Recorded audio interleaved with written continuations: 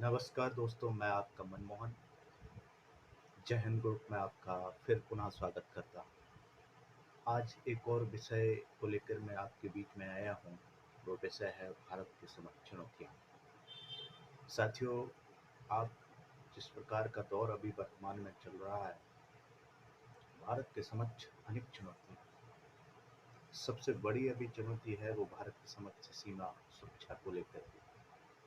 जिस प्रकार से पहलगाम में जो आतंकी हमला हुआ, उसके बाद से हमारी सीमा की जो सुरक्षा की चुनौती है वो कई गुना बढ़ गई। उसके साथ ही न केवल सीमा की सुरक्षा चुनौती है, बल्कि आतंकवाद और नक्सलवाद जैसी चुनौतियां भारत के समकक्ष हैं। उसके साथ ही हमारे युवा भी एक बड़ी चुनौती हैं, और हमारे भारत में बेरोजगारी और गरीबी, ये भी बहुत बड़ी चुनौतियां हैं। साथियों, ये चुनौतियां तो हैं, लेकिन जिस गति से भारत आगे बढ़ रहा है, बस हमको यही करने की कोशिश करना है कि जो हमारे भारत में युवा है, उस युवा का किस प्रकार से हम बेनिफिट ले सकते हैं,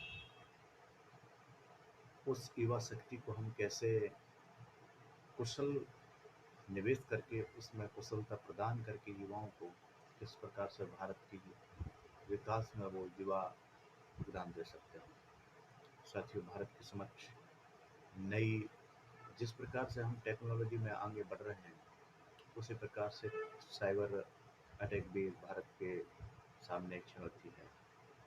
साइबर क्राइम को लेकर अनेक प्रकार की चुनौतियां घटित हो रही हैं। इसको लेकर के जो हमारे नए क्रिमिनल कानून आए हैं, उसमें भी अनेक प्रावधान किए गए हैं। साथियों, अगर हम बात करें चुनौतियों को लेकर के, तो हमारे यहाँ आपदा की भी एक चुनौती है, क्योंकि अब जैसे जैसे मानसून का समय आ रहा है, भारत में आपदा की भी चुनौतियां बनी। बहुत सारी चुनौतियां हैं जिनके ऊपर चिंतन मंथन करना जरूरी है, और उनका निराकरण तभी हो सकता है जब हम उनके बहुत माइक्रो लेवल कारणों के ऊपर हम प्रकाश डालें। तो मेरा ये मानना है, युवा होने के नाते, कि हम सब लोग जो युवा शक्ति है हमारे, वो खुद को मजबूत करे, सबल करे और सशक्त करे, तभी जाके हम भारत के विकास में योगदान दे सकते हैं। दरअसल हमारा युवा दिखने में तो बहुत अच्छा है, पर अंदर से खोखला है।